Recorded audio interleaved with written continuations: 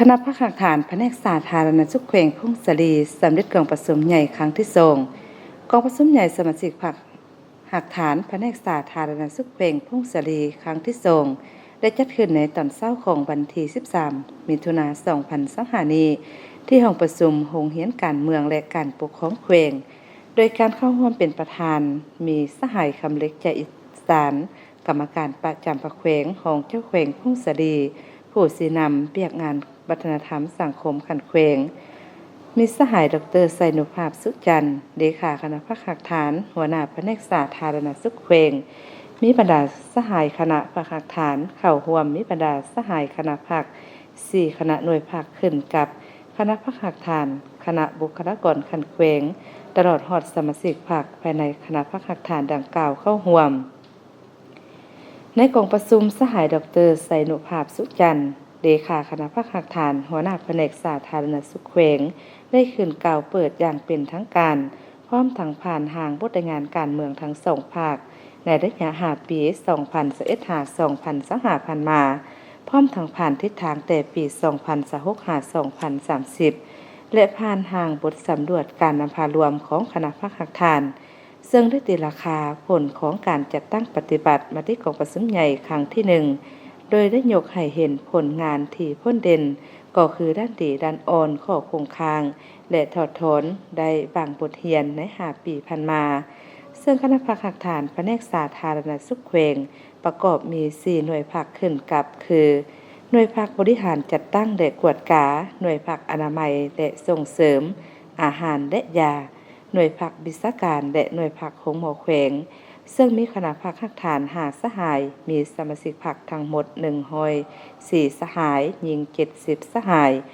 คณะพักหักฐานได้เอาใจใส่ซี่นำพาเบียกงานปีศาจเฉพาะใน7แผนงานใหญ่47แผนงานย่อยและ126โครงการที่กระทรวงสาธารณสุขบางออกสุขยูสมาชิกพรรคพนักงานยกสูงความรับผิดชอบการปฏิบัติหน้าที่เบียกงานเพื่อบรรลุยุทธศาสตร์และคาดหมายสู้ชนที่ขันเทิงบางออกในแต่ละระยะอันที่พ้นเด่นแมนปฏิบัติ10คาดหมายตัว4บัตรสามารถบรรลุ8ตัว4บัตรเฝ้าระวังพยาธิการสร้างเครือข่ายเฝ้าระวังเพื่อติดตามรายงานสภาพของคนเจ็บตาม19หมวดอาการพยาธิอยู่แต่ละสถานที่บริการแต่ละขั้นประเมินความเสี่ยงของพยาธิโควิด -19โดยใช้ข้อมูลจากหลายภาคส่วนเพื่อเป็นข้อมูลรายงานขั้นถึงในการตัดสินมาตรการเฝ้าระวัง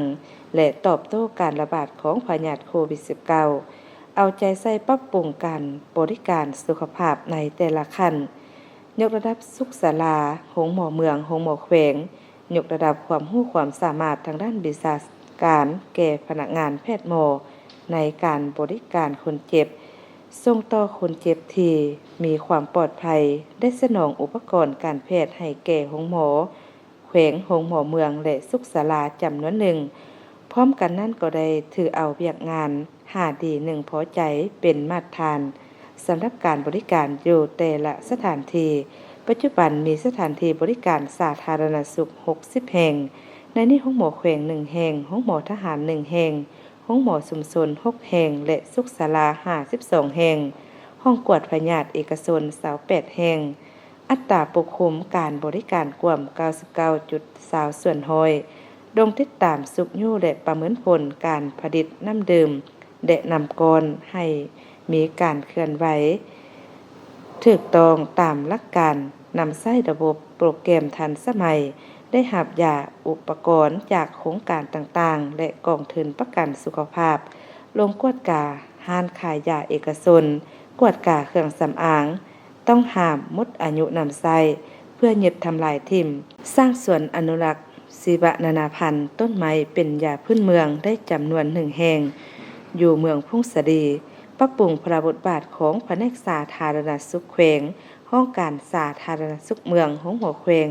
ปัจจุบันทั่วแขวงมีพลังงานรัฐกรคงเขตสาธารณสุข581สหายหญิง386สหาย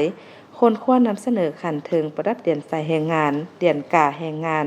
และใบยกยอขันต่างๆได้สร้างแผนการประจำปียุทธศาสตร์ปิใส่ทัด5ปี10ปี30ปีเพื่ พื่อเป็นบนอิงให้แก่การจัดตั้งปฏิบัติมีการติดตามสุบยูและสรุปตีราคาปฏิบัตินำใส่ระบบบัญชีรวมศูนย์บัญชีคู่พร้อมในคณะพักยังเป็นเจ้าการก่อสร้างหน่วยพักปลอดใส่เข้มแข็งแด่นักแน่นได้หับนามมยศใบยั่งยืนด้วย3 ปีเรียนติดก่อสร้างหักฐานการเมืองและเวียกงาน3สร้าง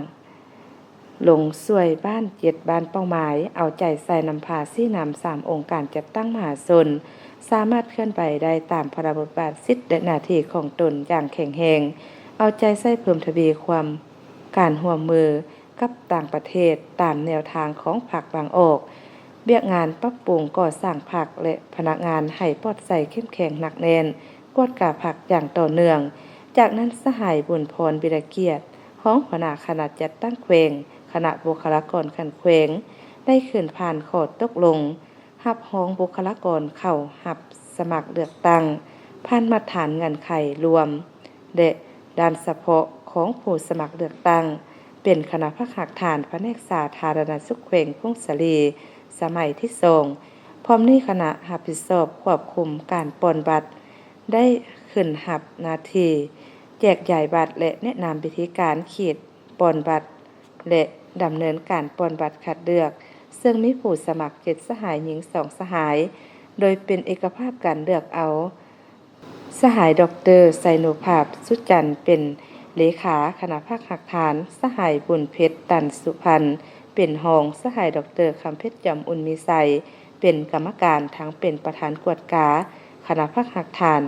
สหายดร.สมภูแก้วพญาเป็นกรรมการ